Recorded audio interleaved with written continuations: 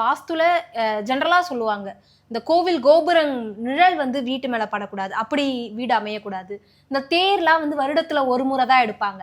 அந்த தேருடைய நிழல் வந்து வீட்டு மேல படக்கூடாது, அந்த மாதிரி நம்மளுடைய வீட்டு அமைப்பு இருக்கக்கூடாதுன்னு சொல்லி. இது எதுவுமே நம்ம ஃபிக்ஸ் பண்றது இல்லை இல்லையா? தேர் வந்து யாரோ ஒருத்தவங்க எடுத்துன்னு வந்து நிப்பாட்டுறது கோவில் நிர்வாகம் சார்ந்து. இப்போ அவங்க அங்க நிப்பாட்டுறாங்கன்றதுக்காக நம்ம வீட்டை நம்ம அங்க இருந்து மாத்திக்க முடியாது.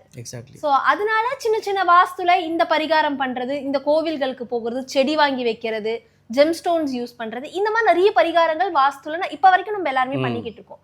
இப்போ அந்த விஷயங்கள்லாம் ஒர்க் அவுட் ஆகுன்றீங்களா ஆகாதுங்கிறீங்களா சார்? என்னை பொறுத்த வரைக்கும் டைரெக்டாக ஆன்சர் பண்ணோன்னா நோ, அது ஒர்க் அவுட் ஆகாது. ஓகே, இருப்பியல் அப்படிங்கிறது வந்து பார்த்தீங்கன்னா, இப்போ வாஸ்து வந்து ஒரு ஒரு கம்யூனிட்டிக்குள்ளே இல்லை ஒரு ரிலீஜனுக்குள்ளே கொண்டு போகிற மாதிரி இருக்குது.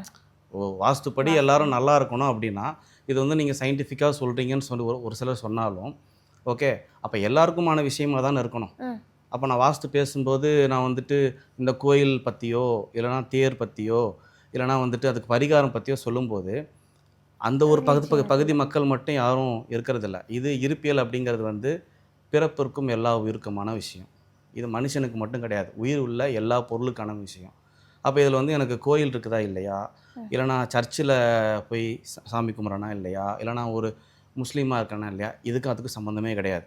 நீங்கள் பரிகாரம் பண்ணுங்கள், பண்ணாமல் போங்க. ஓகே, நீங்கள் சாமி கும்பிடுங்க, கும்பிடாமல் போங்க, அது உங்களோட விருப்பம். ஓகே, இந்த விஷயத்துக்கு நீங்கள் செடி வைங்க, செடி வைக்காமல் போங்க.